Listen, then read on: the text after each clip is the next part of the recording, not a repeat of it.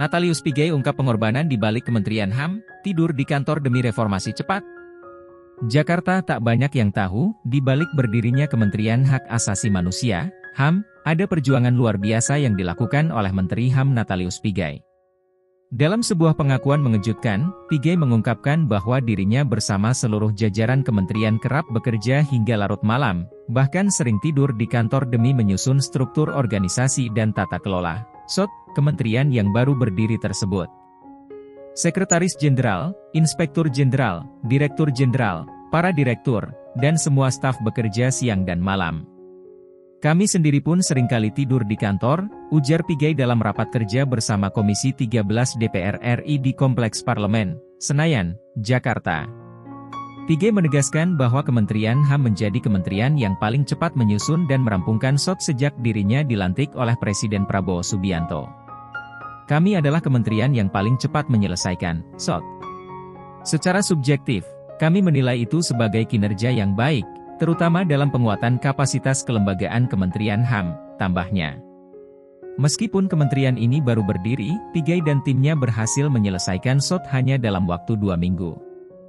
Hal ini bahkan diakui oleh Menteri Pendayagunaan Aparatur Negara dan Reformasi Birokrasi, Rini Widiantini. Jadi Kementerian HAM adalah kementerian yang paling cepat menyelesaikan menurut Menpan RB. Saya mempertanggungjawabkan, saya menyatakan 2 minggu pun bisa saya selesaikan, dan saya memang sudah selesaikan, tegas Pigai. Padahal, saat awal pembentukan, Kementerian HAM hanya diawaki oleh dirinya bersama Wakil Menteri HAM Mugianto Sipin. Bahkan, staf di Direktorat Jenderal HAM masih merupakan staf transisi dari Kementerian Hukum dan HAM. Dengan keterbatasan sumber daya manusia, mereka bekerja tanpa lelah untuk memastikan kementerian ini bisa berjalan dengan struktur yang solid. Sejak minggu pertama menjabat, Pigai langsung menunjuk 5 staf khusus menteri, sekretaris jenderal, direktur jenderal, hingga inspektur jenderal. Dalam waktu kurang dari 2 bulan, seluruh Kementerian HAM sudah disusun dengan rapi.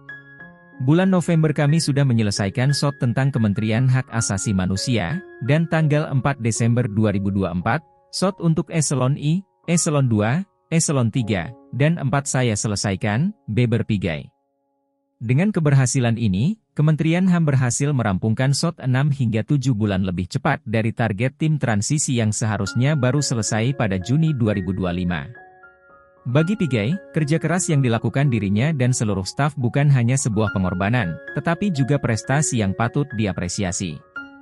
Menurut saya, ini adalah sebuah prestasi yang diraih para staf kami di Kementerian Hak Asasi Manusia, katanya bangga. Meskipun begitu, Pigai menegaskan bahwa ia tidak ingin membandingkan kinerja kementeriannya dengan lembaga lainnya. Namun, ia merasa perlu menyampaikan pencapaiannya sebagai bagian dari penguatan kapasitas kelembagaan kementerian yang baru ini.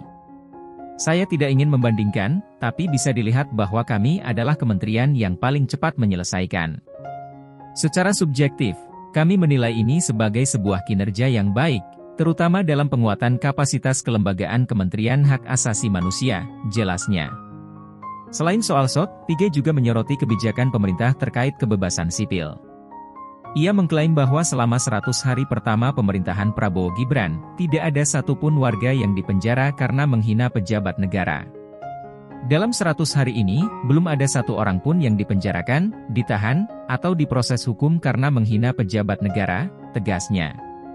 Ia juga menyebut bahwa di era ini, kebebasan berekspresi tetap dijamin tanpa ada intervensi dari pemerintah terhadap oposisi, partai politik, atau aktivis.